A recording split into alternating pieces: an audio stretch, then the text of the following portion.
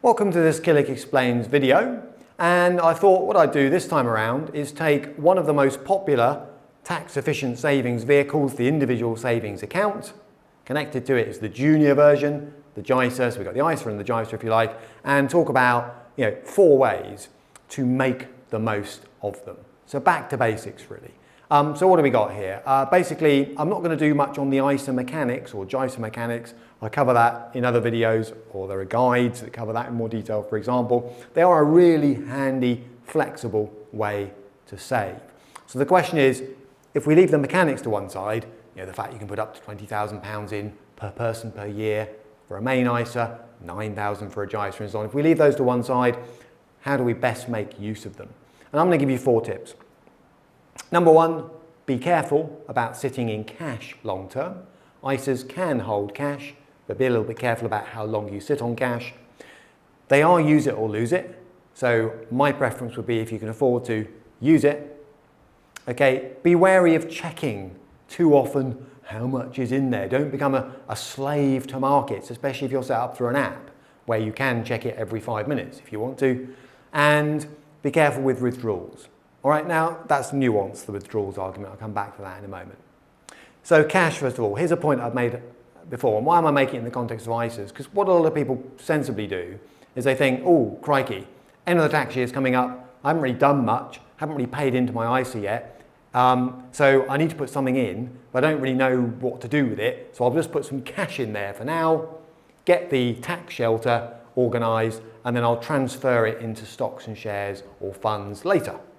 All right, now that's fine, but just be a little bit careful because it's very easy to just sit on cash longer than you should, to prevaricate, if you like, to faff around. And the reality is interest rates have been more attractive in the last couple of years than they've been for ages. So I mean, you can earn something on cash, and if it's sheltered within an ISA, you're getting a tax-free return. But if interest rates start to come down, cash will get less attractive again, and you've always got to keep an eye on inflation. Because whatever you're earning, it needs to beat inflation. And don't forget, you've got to take into account the fact that, inflation very often runs ahead of the interest rate you can earn on cash. So my advice is, by all means, I'd rather people put cash into an ISA than not using it at all, but then do remember to make the switch into something that's more likely to give you strong long-term returns at some point. Use it or lose it. It's easy to forget. Life is busy, all right? So one way of getting around this, oh crikey, I forgot to use last year's ISA allowance before the 5th of April. One way around that is to do regular investing. You can simply take the total amount you want to put in an ISA over the year, divide it by 12, and just set up a direct debit, and then you can sort of lock up and leave it if you like. Lump sums are perfectly possible, of course. And then with something like a junior ISA, don't forget the option to gift. It might be that other people in the family are happy to make a contribution into an ISA that's effectively for children, 1 or more children. All right. So there are various ways you can fund an ISA, but it is, if you're always waiting to the last moment to do a lump sum for the total amount, make sure you get organised early enough. Then there's the, leave it alone.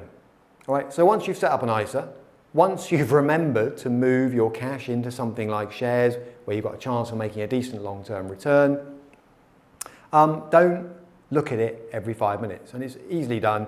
A lot of people run their ISAs through apps these days. Turn it on, have a look at the balance. Dangerous, all right? Because if markets take a hit, you can panic, think, oh crikey, let's bail out. And if you bail out, you might then sacrifice all the future tax relief you could have earned on that money. So my advice is going to be disciplined, particularly with apps. I mean, apps can be great, but be disciplined. Only look at the balance every now and again, just as you would through a non-app-based portfolio. You only want your advisor to update you every now and again, not every 5 minutes. That would be annoying if you think about it and unnecessary. And if you're not happy, okay, if you're not happy with the underlying performance, then you can always transfer from one provider to another. So people sometimes forget they're not necessarily bound by the ISA provider, whoever that happens to be, the financial services firm they start with. It is relatively easy to move an ISA from one provider to another without losing any of the tax advantages that it carries. And finally, a word about withdrawals. All right, now withdrawals are different to transfers. A transfer is saying, I've got a balance, I'm not happy with the returns I'm getting, I think I could do better somewhere else, or maybe I'm not happy with the charging structure, so I'm going to transfer the whole thing from one provider to another and keep it running. A withdrawal is actually pulling money out, pulling it out from underneath the shelter. Okay, it's different language, different principle.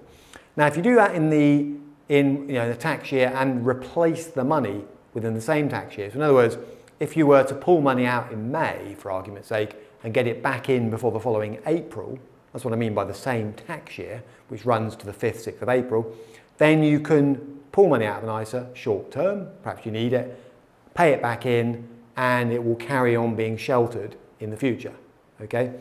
But if you were to pull money out in, say, May and not get it back into the ISA in the same tax year, then you lose the ability to basically shelter that money within an ISA in the future.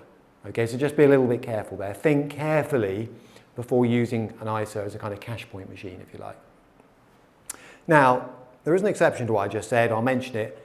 If you are somebody at the other end of the spectrum, thinking about, well, I've finished work, I'm in the retirement phase of life, what shall I draw on first in order to fund the fact I'm not working anymore? Drawing down from ISAs can make sense. Now, I wouldn't just do that on the back of this video, talk to somebody, take some advice, but the reason is that under the current rules, ISAs are included ultimately in your death estate, whereas pensions are currently not. So that's just something to think about in the withdrawals category, if you like. And then a few bonus tips. I've said there are 4 main points I'm going to cover, and I've covered them, but a few bonus points for those people all over the basics. Don't forget about additional permitted subscriptions, APSs. That's linked to the point I just made. In the sad situation, I get that, where, for example, 2 spouses have been running ISAs and one dies, the other spouse can effectively continue to preserve the benefits from an income tax and capital gains tax perspective of their deceased spouse's ISA. It's called an additional permitted subscription. Ask about it if you've never come across it. Don't forget that if you set up junior ISAs for children, they'll need to think about what they're going to do with them once they get to the age of 18 in particular. There is normally an ability to roll a junior ISA into a standard adult ISA, and that will often be the option that parents would prefer their kids to take. But you need to have the conversation, because aged 18, technically the child can take over control of the account. And finally, if that point I made about ISAs being part of a death estate has made anybody watching this video nervous, there are some ways around that. There are things called qualifying shares and a thing called business relief. And if you hold those within an ISA, there is potentially a way that, although the ISA will still be part of the death estate, you can discount it when it comes to calculating inheritance tax. Right, enough of the chewy stuff at the end. 4 basic messages on ISA there. Be careful with cash, use it or lose it, don't check it too often, and be careful with withdrawals. Find out more. There are various guides that deal with ISAs. There's a pink one actually rather than this blue one, editor@killick.com. That's quite a nice family guide. Then there's my video library, which is killick.com/learn. And there's also Confidant, our quarterly magazine, which often has a contribution from our planners in it, and that will be editor@killick.com.